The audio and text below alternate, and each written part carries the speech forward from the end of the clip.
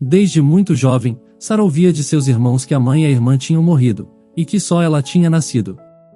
Eles diziam isso de uma forma tão cruel, que ficava claro que eles estavam insinuando que era Sara quem tinha lhes tirado a vida. Embarque nessa história emocionante agora.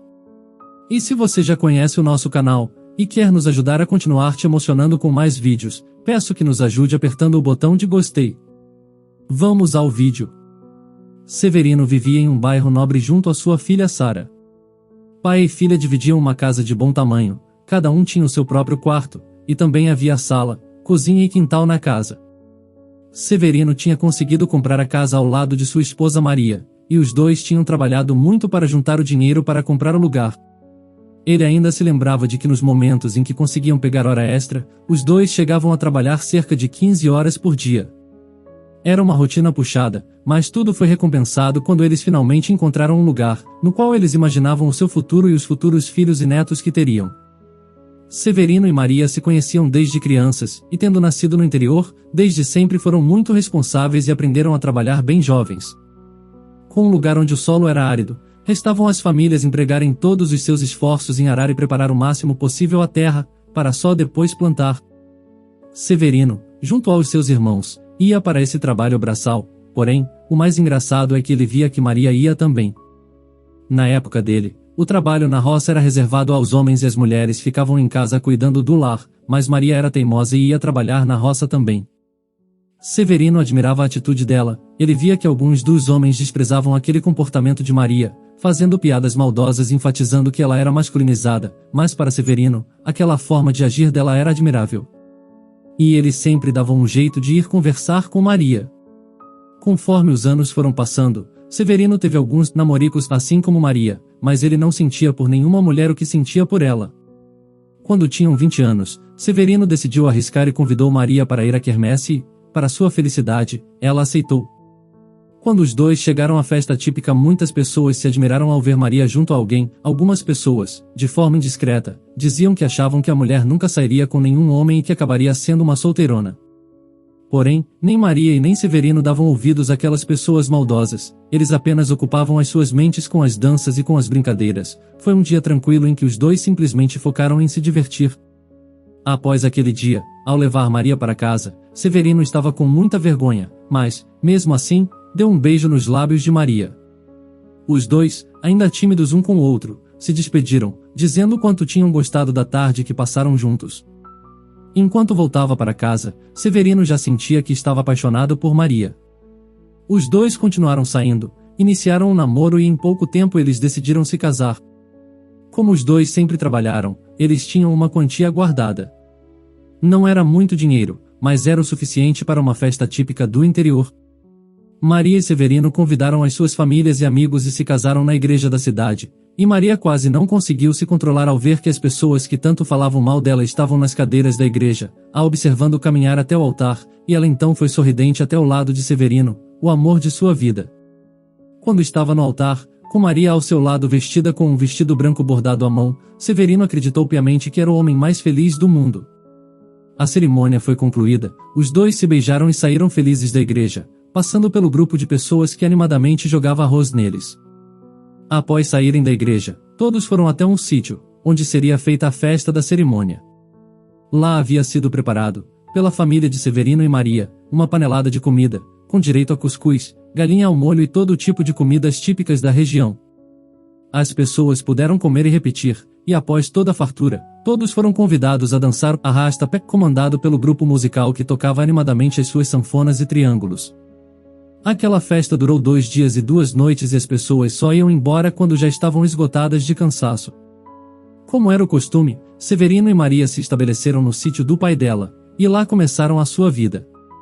Os dois começaram a criar alguns animais, como galinhas e porcos, e a plantar também. Porém, nesse ponto, novamente o casal era diferente dos outros. Ao invés de Severino sair para trabalhar e Maria ficar em casa arrumando tudo, era justamente o oposto.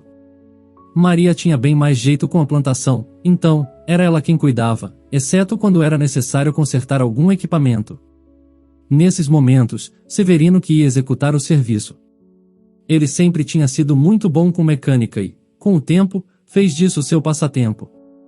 A vida dos dois eram tranquilas, eles adoravam ficar juntos, e mesmo que as pessoas falassem deles e os comentários na cidade fossem só para o casal no qual o homem era a mulher da relação, eles não se importavam. A verdade é que a vida deles ia dando certo ao passo que a vida dos fofoqueiros da cidade só ia ficando cada vez pior.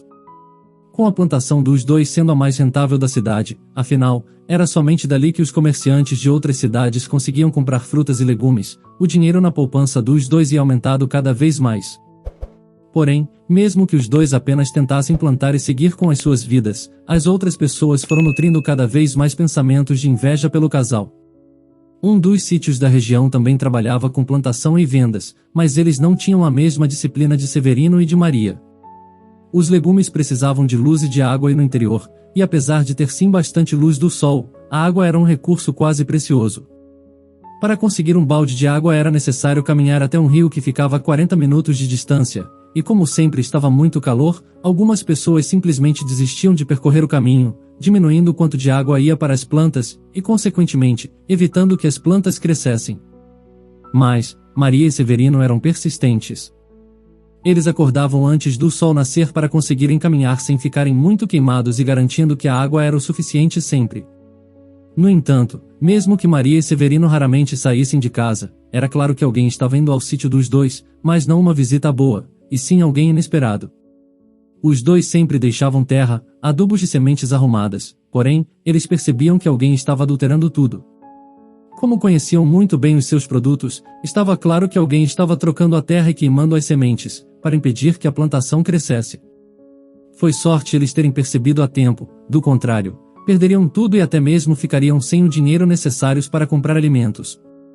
Maria e Severino jogaram fora tudo aquilo que era inutilizável e compraram novas sementes e adubo e, mesmo que tenham precisado gastar mais dinheiro naquilo, ainda assim era melhor do que perder tudo.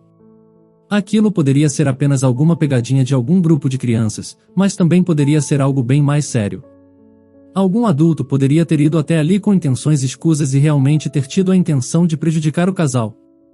As fofocas na cidade continuavam, e algumas pessoas até mesmo chegavam a falar mal de Maria na frente de Severino. Ele era um homem muito tranquilo, mas, em certo dia, perdeu as estribeiras. Isso porque ele estava no mercado quando José, o vizinho deles, que também tinha um sítio, tinha insinuado que se Maria fazia tanto trabalho daquele jeito, com certeza, ela não devia ser uma mulher de verdade.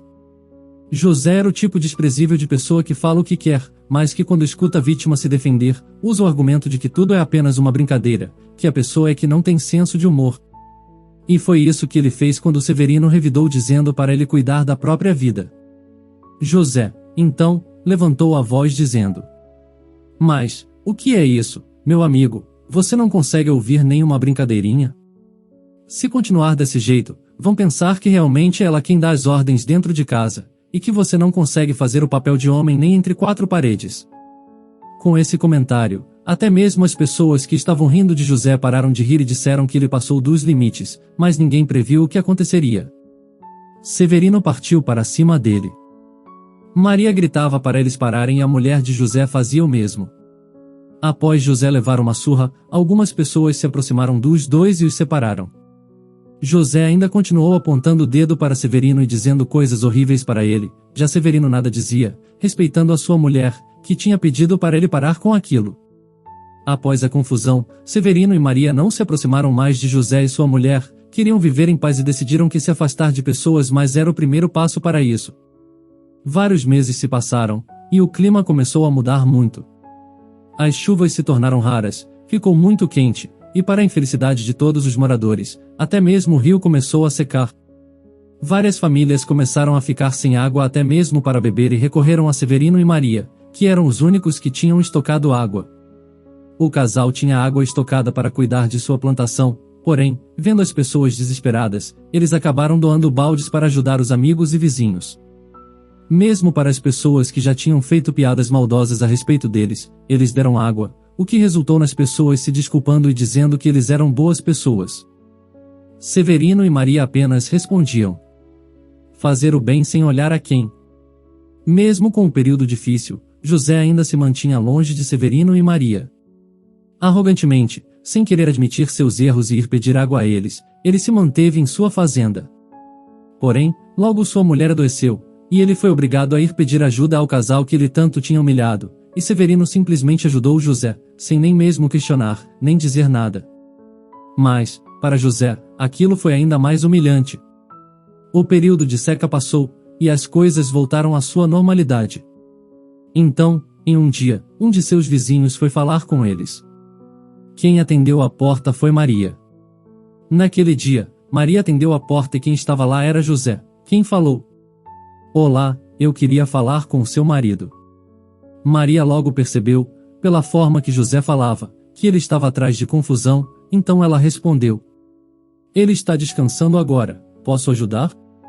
José então a olhou de cima a baixo, de uma forma nada sutil e disse: "Bom, é algo importante, eu preciso falar com quem realmente manda na casa, fale para Severino ir falar comigo quando acordar." José deu as costas a Maria, mas ela disse: "Me desculpe, mas acho que ele não irá falar com você." José se virou para Maria, novamente, e perguntou por que ele não iria, e Maria respondeu: "Porque eu não vou dar o recado a ele, é por isso."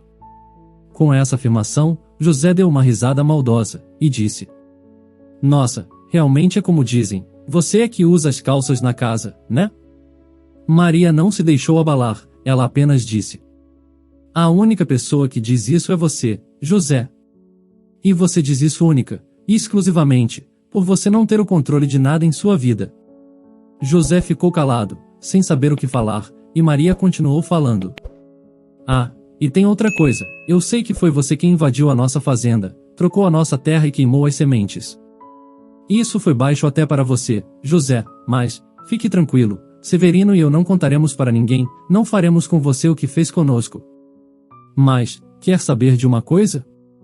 Eu vou te dar uma dica. Não viva dessa forma, apenas tentando desestabilizar as outras pessoas. Aprenda a aplicar toda essa energia em sua vida e tente ficar feliz pelos outros, ou em vez de invejá-los, você verá com isso vai te fazer bem."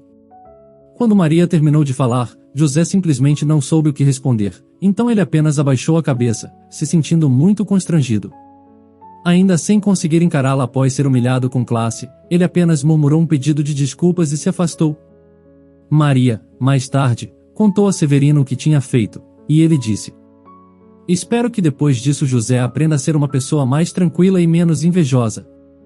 Um ano se passou, e como Severino e Maria estavam estabilizados, eles decidiram ter um filho, e Marcos foi o seu primogênito.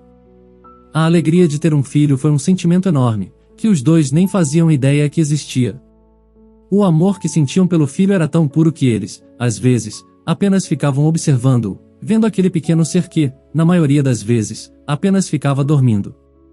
A felicidade era tanta que eles decidiram que queriam ter mais filhos e assim fizeram, mas antes, eles se mudaram para a cidade. Eles imaginavam que logo a vida na roça ficaria pesada para os dois, por isso, decidiram ir para a cidade, onde poderiam arrumar algum trabalho em uma fábrica, e onde os filhos teriam mais chances de estudar e arrumar bons trabalhos. Eles pesquisaram e acabaram encontrando uma casa que poderiam pagar, e o melhor disto, é que eles adoraram o local. Era uma casa grande o suficiente para abrigar a família, e que tinha um quintal enorme, no qual o casal poderia continuar plantando, mesmo que não fosse para seu sustento, mas sim por passatempo. Quando se mudaram, Maria já estava grávida da terceira gravidez, e sua saúde já não era a mesma. Após a segunda gravidez, ela tinha sofrido alguns problemas, e o médico tinha avisado que ela deveria evitar pegar peso, pois isso poderia prejudicá-la. Sendo assim, ela decidiu que não trabalharia mais. Já na cidade, Maria e Severino se estabeleceram rápido, e ele logo arrumou emprego em uma fábrica da cidade. Era um lugar novo no qual eram fabricadas garrafas de vidro, e ele logo conseguiu uma vaga na linha de produção. Ele ficava a maior parte do dia no trabalho, e Maria ficava em casa e, mesmo que no começo ela tivesse dificuldades em se adaptar à sua nova rotina, ela logo começou a gostar muito de ficar com os filhos. Ela passava os dias com Marcos, que era seu primogênito, e Marcelo, que era o seu segundo filho, ao mesmo tempo em que esperava pelo nascimento do terceiro. A rotina de Maria e Severino seguia normalmente e eles estavam muito felizes, e essa felicidade só aumentou quando Maria fez um ultrassom e descobriu que esperava gêmeos. O casal então ficou em êxtase. Os meses iam passando e Maria ia ficando cada vez mais feliz, mas embora ela estivesse muito animada em conhecer seus novos 2 filhos, Severino percebia que algo estava errado com sua esposa. Ela parecia menos corada, e se cansava com muita facilidade.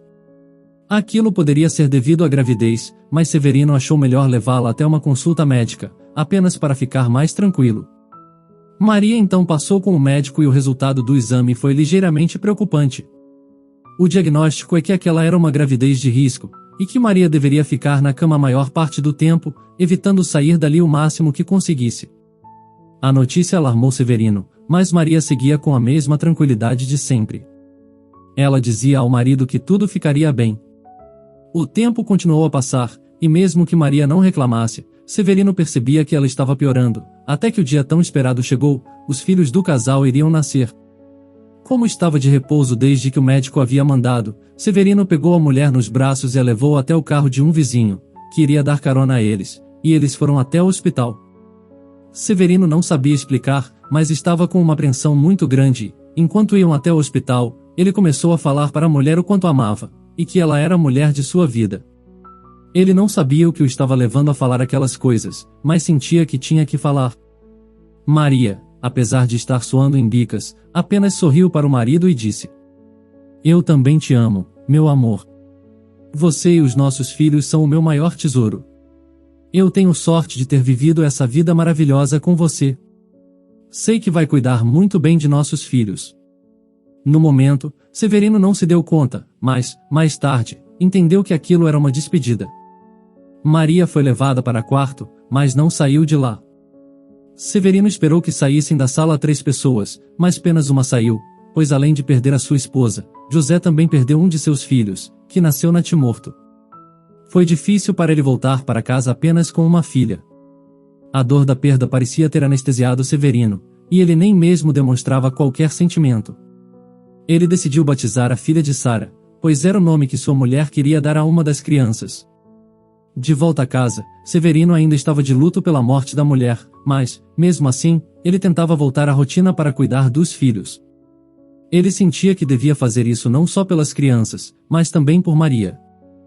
Severino então olhava para Marcos e Marcelo e os dois lhe lembraram Maria. Ele via neles lembranças felizes que viveu ao lado de Maria. Porém, ao olhar para Sara, mesmo que tentasse não o fazer, ela lembrava de que sua esposa, e sua filha que ele nem conheceu, haviam partido.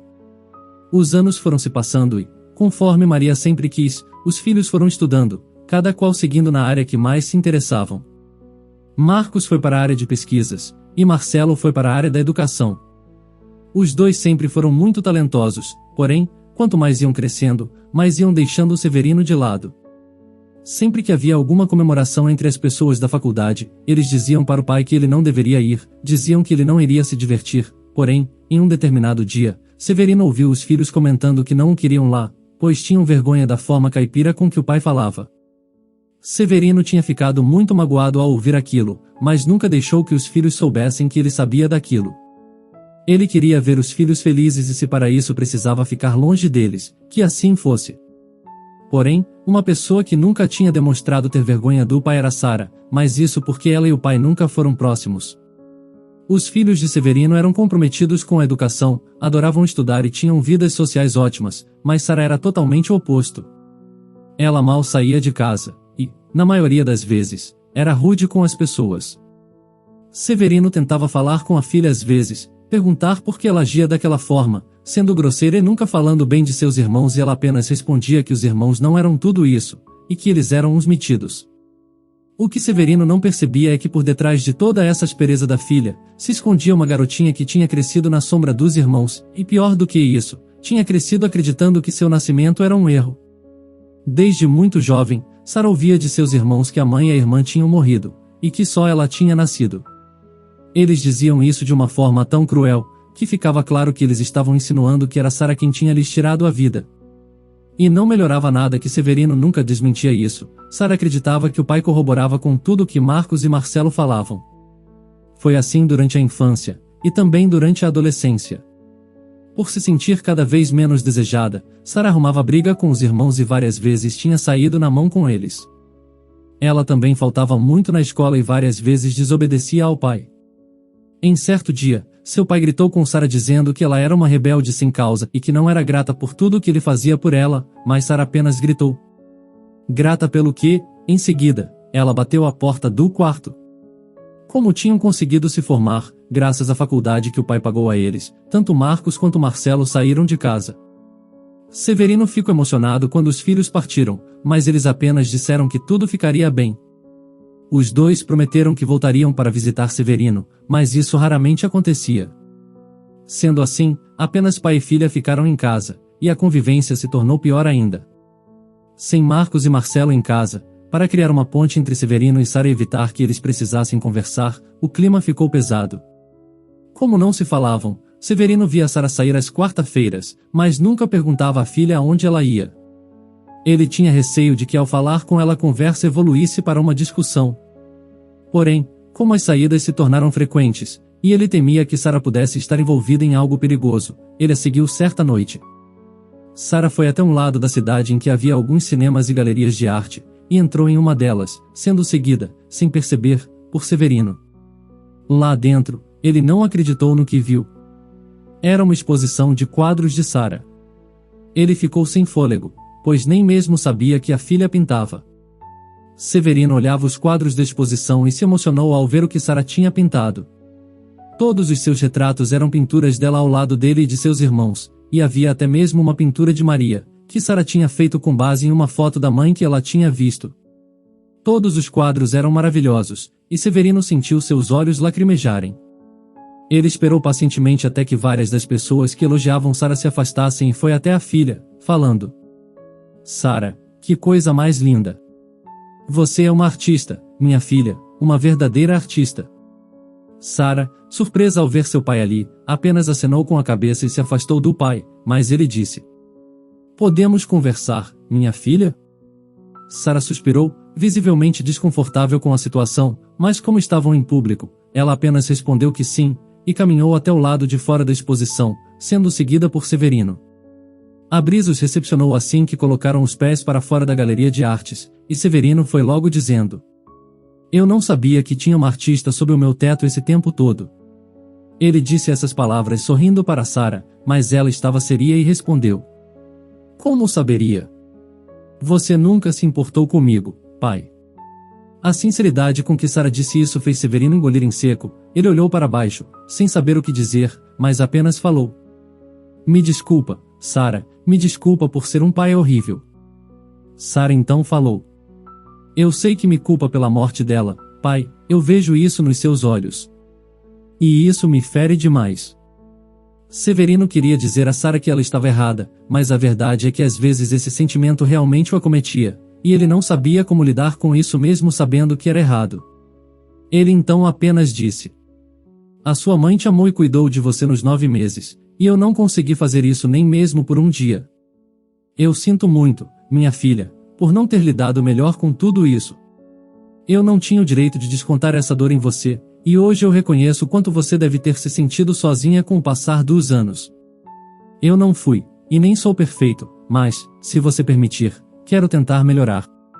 Quero ser um bom pai, pois você é maravilhosa e eu tenho muito orgulho de você, e amo você. Sara pela primeira vez na vida sentiu que o pai falava a verdade, e sentiu as lágrimas rolarem pelo seu rosto. Ela entendeu o quanto perder a esposa deveria ter sido traumático para ele, e decidiu que daria mais uma chance a ele. Permitindo que o pai a abraçasse, ela abriu os olhos, e enquanto choravam, os dois sentiam que deveriam ter se abraçado e dito que se amavam mais vezes. Após esse dia em que um foi sincero com o outro, a relação entre Severino e Sara melhorou muito. Os dois já não eram ríspidos um com o outro, mas sim caridosos. Sara cada vez mais tinha exposições, e Severino fazia questão de ir em cada uma delas. Marcos e Marcelo tampouco ligavam para Severino, mas ele não se importava com isso, entendia que os filhos tinham optado por aquilo, e que não era culpa sua. Ele não podia controlar, então, restou a ele aceitar. Além disso, ele sabia que tinha cumprido a promessa que tinha feito à sua esposa. Ele tinha cuidado dos filhos e os amava incondicionalmente. Mas, diferente dos dois, Sara continuou em casa. Mesmo quando já tinha dinheiro o suficiente para se mudar, ela foi sincera com o pai e disse que não iria embora, pois queria continuar ao lado dele, e recuperar o tempo perdido. Sara e Severino cada vez mais se aproximavam, e ficavam confortáveis na companhia um do outro e, aos poucos, ele foi mostrando à filha as fotos que tinha de Maria e contando as histórias sobre a sua juventude. Ele contou o quanto Maria era uma mulher disruptiva, e que isso incomodava muitas pessoas. Em um dos dias em que estava contando a história, Severino parou de falar e começou a olhar Sara, sorrindo carinhosamente. Ela então perguntou: "O que foi?" E Severino, ainda sorrindo, disse: "Você se parece muito com a sua mãe, Sara, é uma mulher forte como ela." Ao ouvir aquilo, Sara sorriu, feliz pelo comentário. Enquanto passava os dias ao lado de sua filha, precisando cada vez mais dela, e admirando cada vez mais o seu trabalho, Severino começou a perceber que o amor era algo transformador. Ele tinha sido praticamente abandonado pelos filhos que mais tinha apoiado, mas a filha, que ele tinha deixado de lado por tanto tempo, foi a que ficou ao seu lado. Todos os dias em que estava na companhia de Sara, ele dizia à filha o quanto amava, e o quanto Maria, onde quer que estivesse, estava orgulhosa dela. Sara foi, cada vez mais, se tornando uma pessoa mais feliz. Sem a necessidade de provar ao pai que era uma boa pessoa, ela relaxou e continuou com a sua arte. Mesmo que ela tivesse seus problemas com o pai, eles tinham ficado no passado, e ela tinha se permitido enxergar a vida como ele, compreender o ponto de vista do pai, e tudo o que ele havia passado. Após entender tudo o que ele passou, ela decidiu que todos merecem uma segunda chance. Então, todas as noites em que estava na exposição, ela fazia questão de recepcionar todos e dizer: "Eu quero agradecer a todos por terem vindo, mas, em especial, a meu pai. Ele é um homem incrível, e devo a minha vida a ele. Eu te amo, pai." Severino sorria e sentia que a sua esposa estava orgulhosa dele. Você concorda com as atitudes de Severino? Acredita que ele mereceu o perdão? Comente a sua opinião. Se você gostou dessa história emocionante, peço, por favor, que deixe um gostei neste vídeo. E este outro vídeo que está aparecendo em sua tela agora, também é muito comovente, e certamente também vai te emocionar. Se inscreva no canal para não perder nenhuma novidade, e até o próximo vídeo.